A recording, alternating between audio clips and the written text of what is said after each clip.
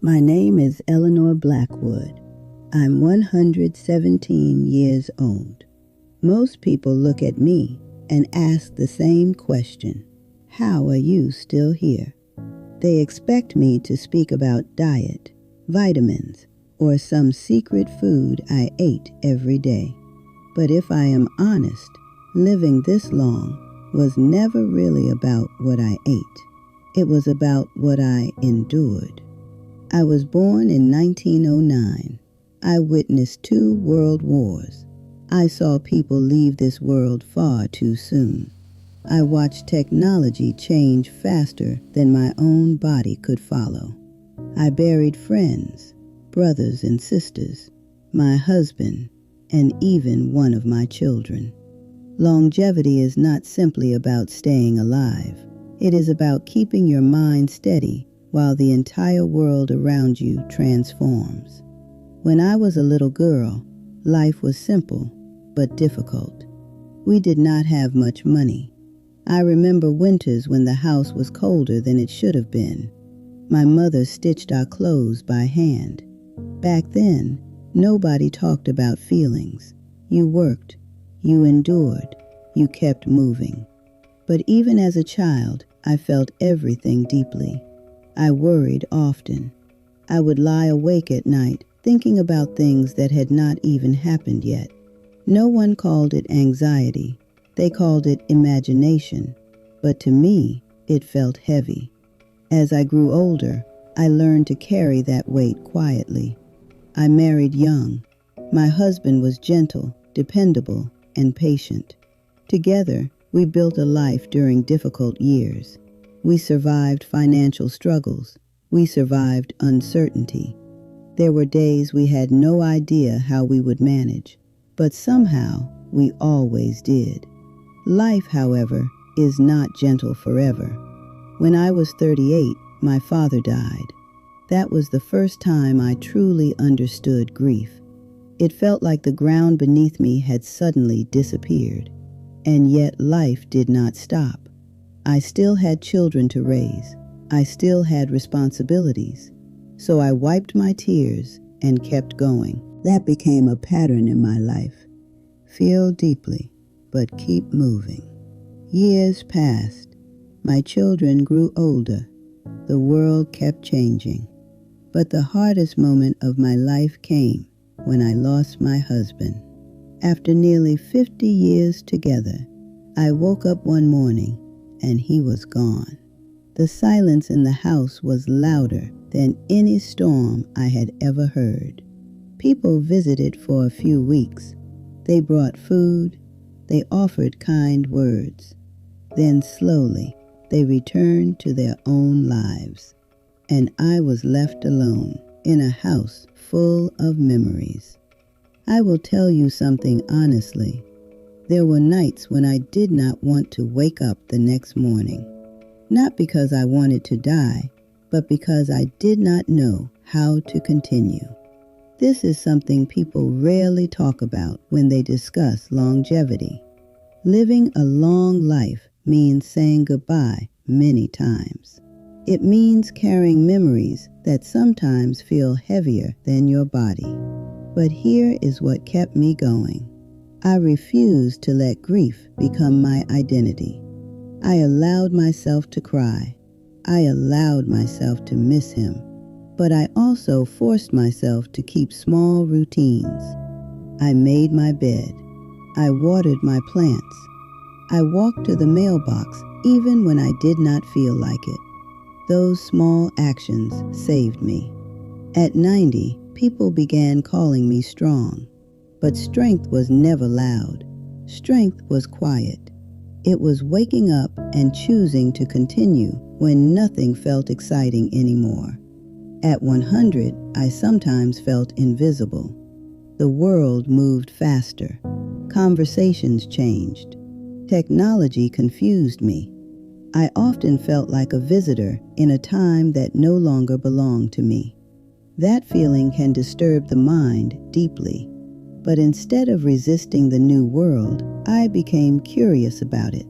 I asked questions. I learned slowly. I accepted that I did not need to understand everything in order to still belong here. Now, at 117, I wake up each morning with one simple thought. I am still here for a reason. I cooked, cleaned, managed the house, and smiled when needed. But inside, I was tired.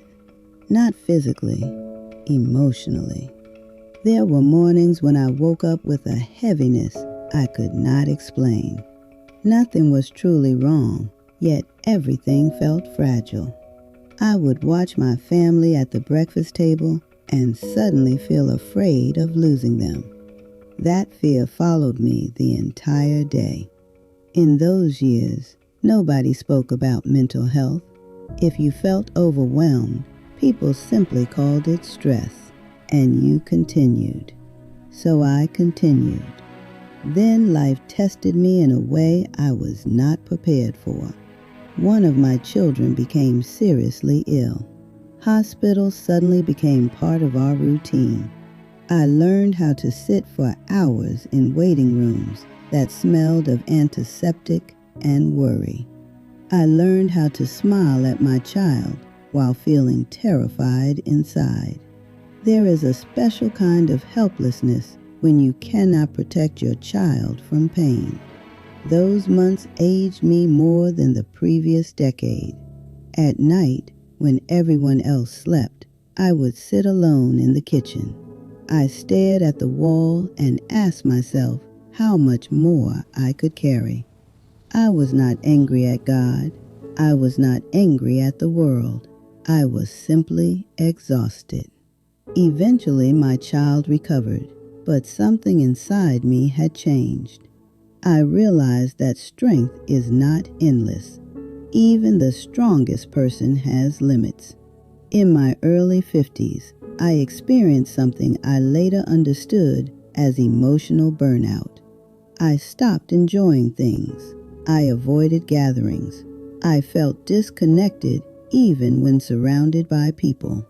I smiled out of habit, not joy. My husband noticed before I did. One evening he looked at me and said quietly, "Eleanor, you look like you're somewhere else." He was right. I was somewhere else, lost inside my own thoughts. That moment forced me to admit something I had never admitted before. I was not okay.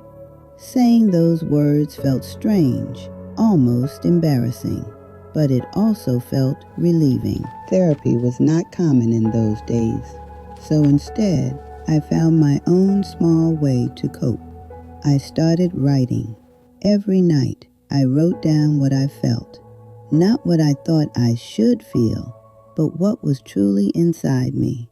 Fear, exhaustion, anger, gratitude, love. Writing became my quiet form of healing. It taught me something important. Feelings lose much of their power when you face them honestly.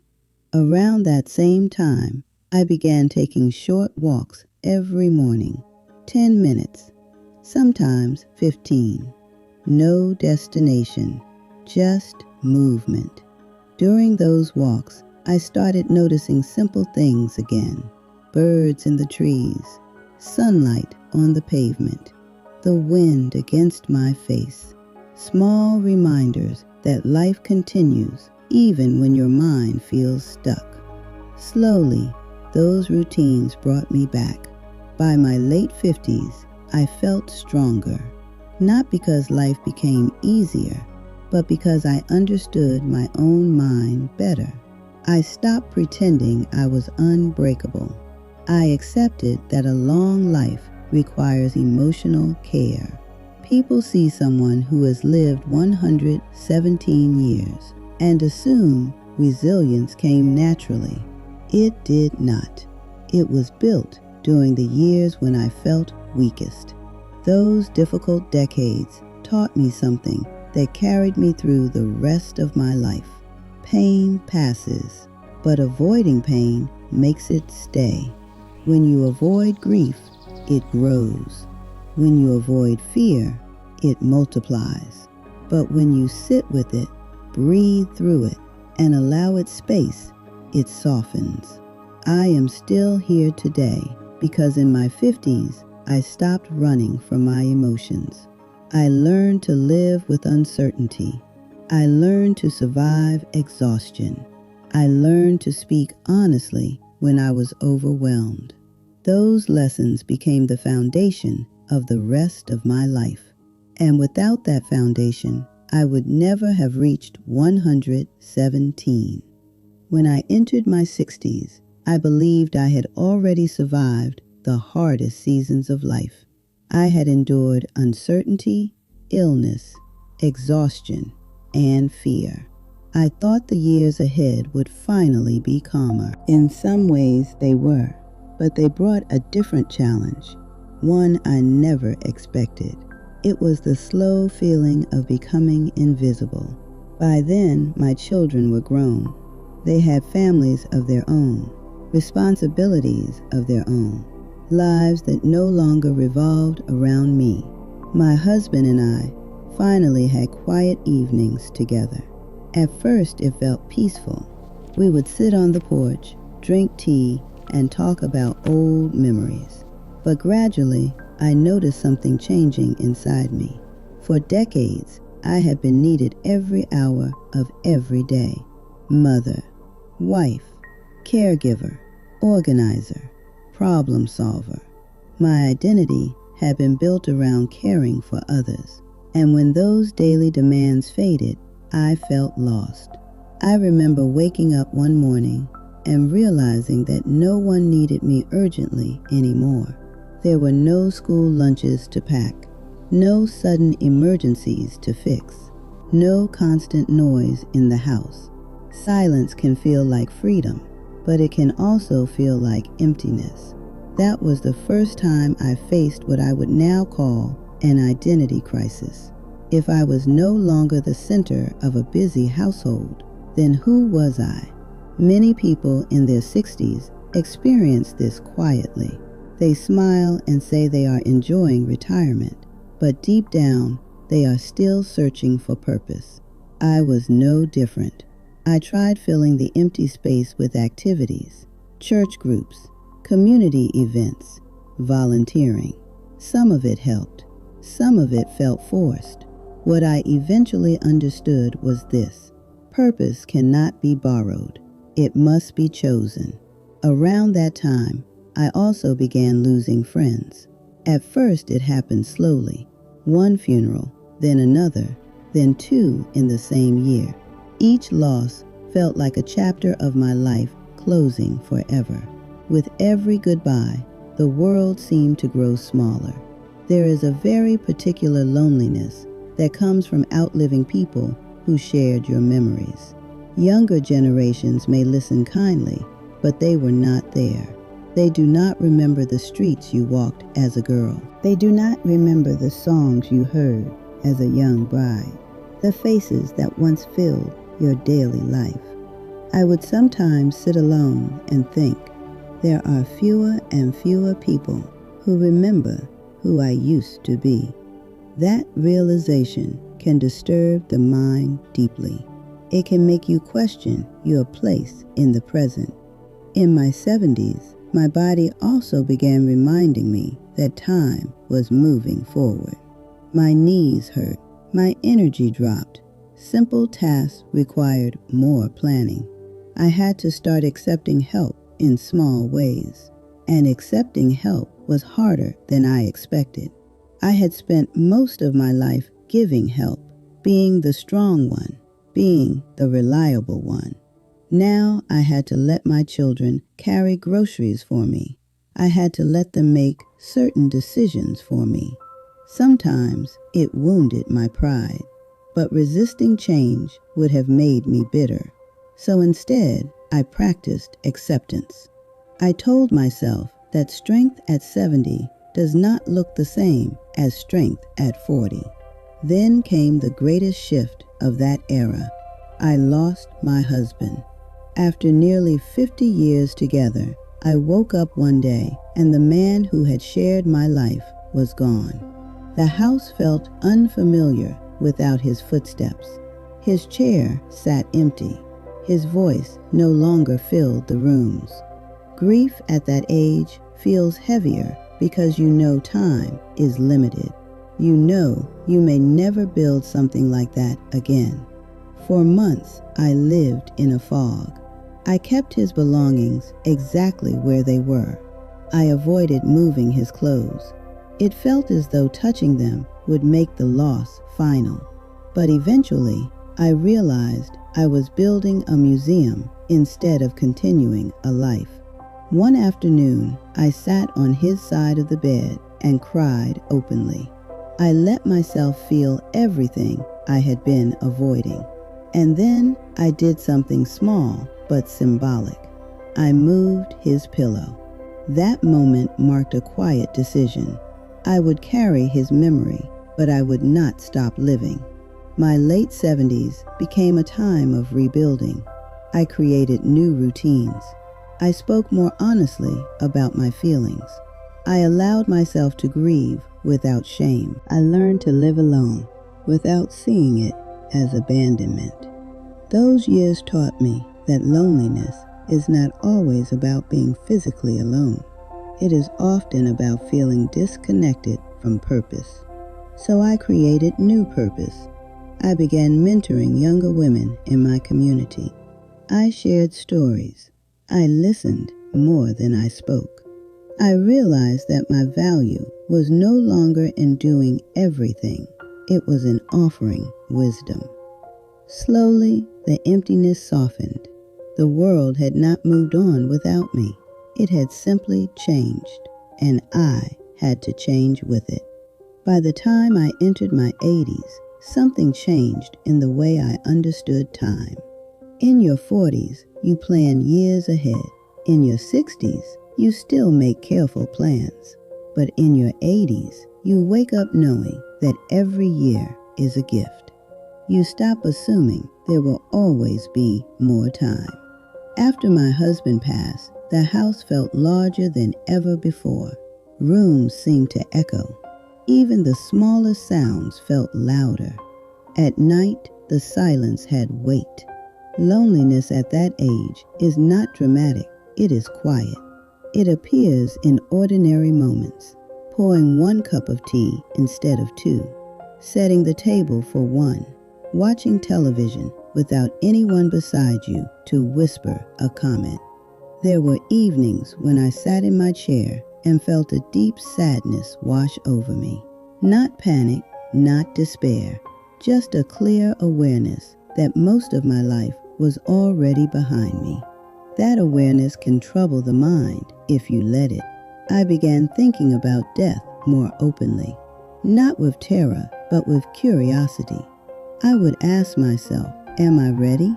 And at first, the honest answer was no. I still carried small regrets, things I wished I had said more often, journeys I had delayed, apologies I had put off, misunderstandings that were never fully healed.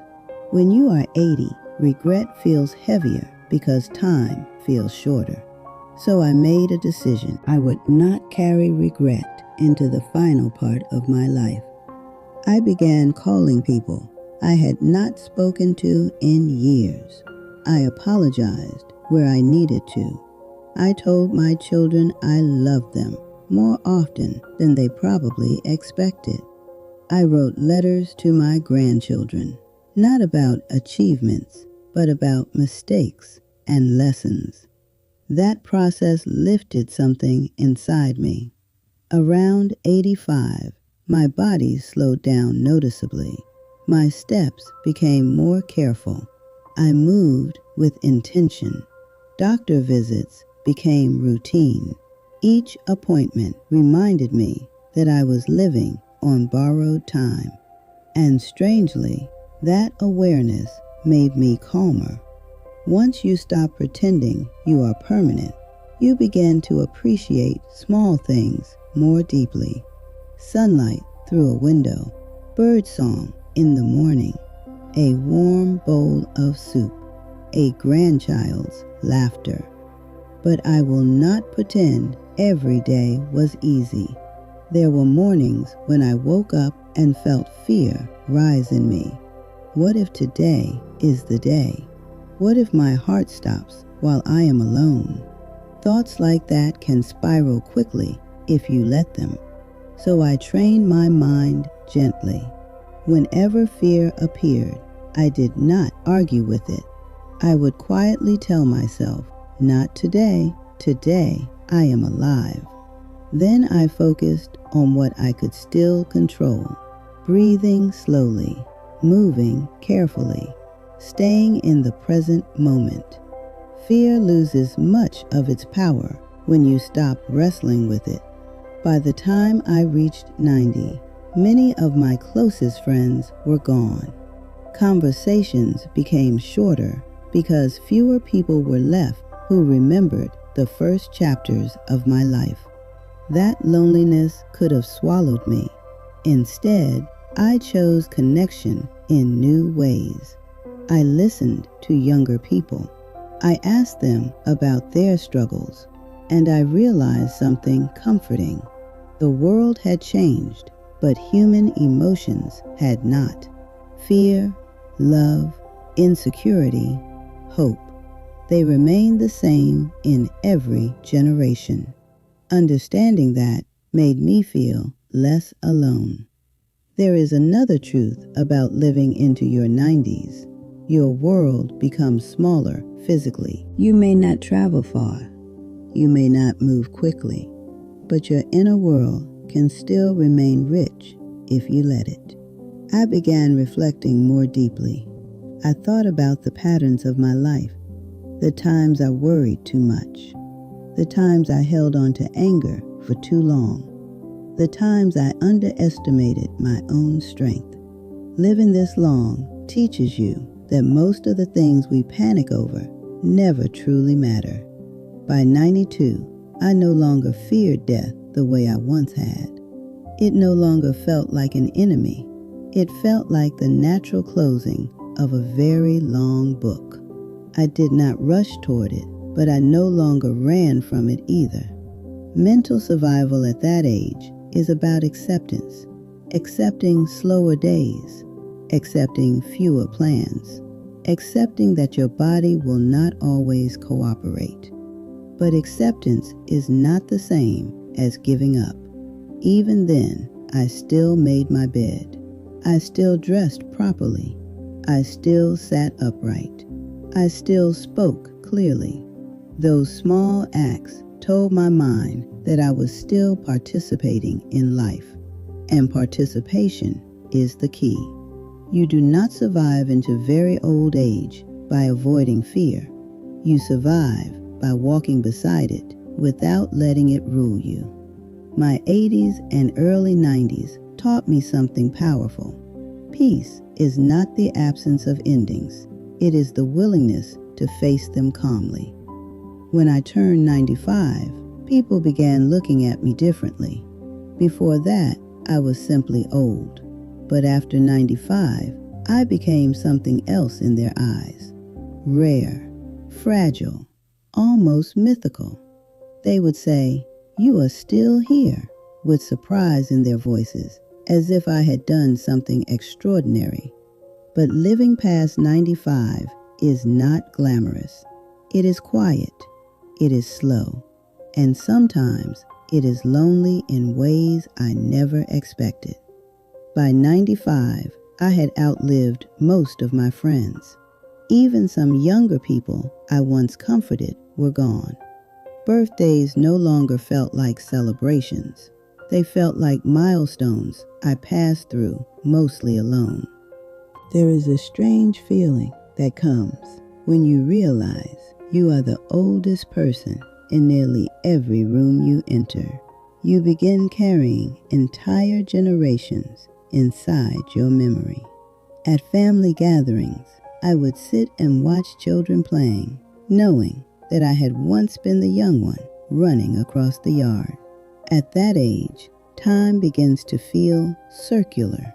The past can feel closer than yesterday. But with that closeness comes a quiet, emotional weight. Sometimes I would ask myself, Why am I still here? It was not a question of despair. It was a question of meaning. When you outlive your partner, your siblings, and most of your peers, you must redefine your purpose once again. By then, my body had slowed dramatically. My steps were small. My hearing had weakened. My hands trembled slightly when I held a cup. I depended on others more than I ever had before. And dependence can trouble the mind if pride is still strong. There were moments when I felt like a burden. Moments when I apologized too often for needing help. Moments when I wondered whether I was taking up space meant for someone younger. Thoughts like that can quietly wear away your dignity. But I learned something important in those years. Needing help does not reduce your value. In truth, allowing others to care for you gives them a chance to express love. So I stopped apologizing for my age. I began thanking people instead. At 97, I started telling my life story more openly. Not because I believed it was extraordinary, but because I realized stories create bridges. When younger people sat with me, I did not lecture them. I spoke honestly about my fears, my mistakes, and my heartbreaks. They listened because vulnerability connects people across generations. By 105, my days were simple and structured. Wake up, wash, sit by the window, rest, reflect, repeat. After 110, I stopped being afraid. Death no longer felt like an enemy. It felt like the natural ending of a very long chapter. At 117, I am not fearless, perfect, or untouched by pain, but I am peaceful. And that peace is the greatest achievement of my long life. If this story touched your heart, subscribe and stay with me for the next chapter.